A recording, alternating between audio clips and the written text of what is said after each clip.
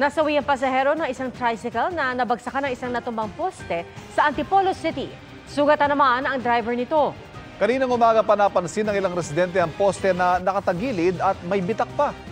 Mula sa Antipolo nakatutok live si Jamie Santos. Jamie.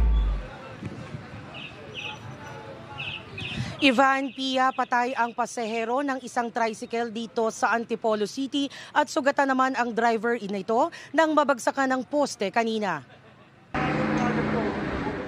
Nakadagan sa tricycle ang posting ito sa Sunflower Street sa Barangay de la Paz, Antipolo City.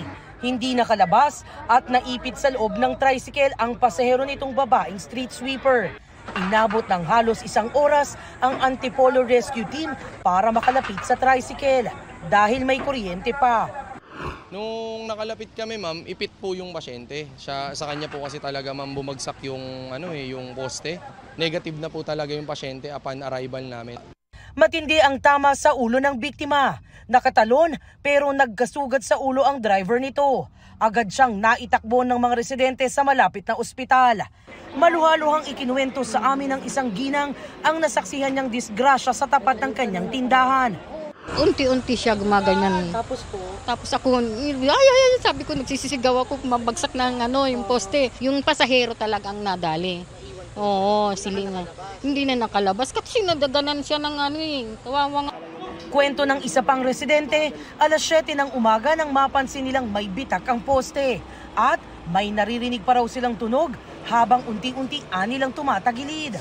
Kaya inalis na nila ang mga nakaparadang sasakyan sa malapit. Mga bandang alas 9, tumulog ulit siya. Kumbaga halos nakakalahati na po siya. 9 a.m. po yun eh. Naghang pa siya. Tapos 10:20 may dumadaan po na badya, yung badya dyan. Kasi sinigawan na namin yung badya na huwag ka nang tumuloy kasi talagang umaano na eh. Ngayon, paglingon ng badya, siyempre nagminor siya eh, tumigil siya eh. Yung pagminor niya po, pagdiretso niya, saktong-sakto, tumama po yung Elevated Metering Center o EMC ng Meralco ang poste at nag-iimbestiga na sila sa sanhi ng pagbagsak nito. Ang Meralco naman po handang tumulong. Sa katunayan po yung aming legal department po ay dumiretso na po doon sa ospital po ng Antipolo District na siya po makikipag-ugnayan doon sa mga naapektuhan po ng mga victim po. Dahil sa insidente, naapektuhan ng supply ng kuryente sa ilang parte ng Barangay de la Paz. Nag-isolate na raw sila ng linya para mabigyan ng supply ng kuryente ang ibang residente.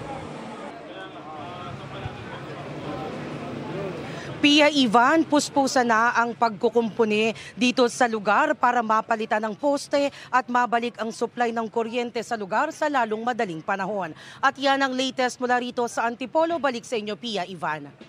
Maraming salamat, Jamie Santos. Mga kapuso, patuloy na tumutok sa mga balita. Mag-subscribe sa GMA Integrated News sa YouTube. Sa mga kapuso abroad, samahan niyo kami sa GMA Pinoy TV at www.gmanews.tv.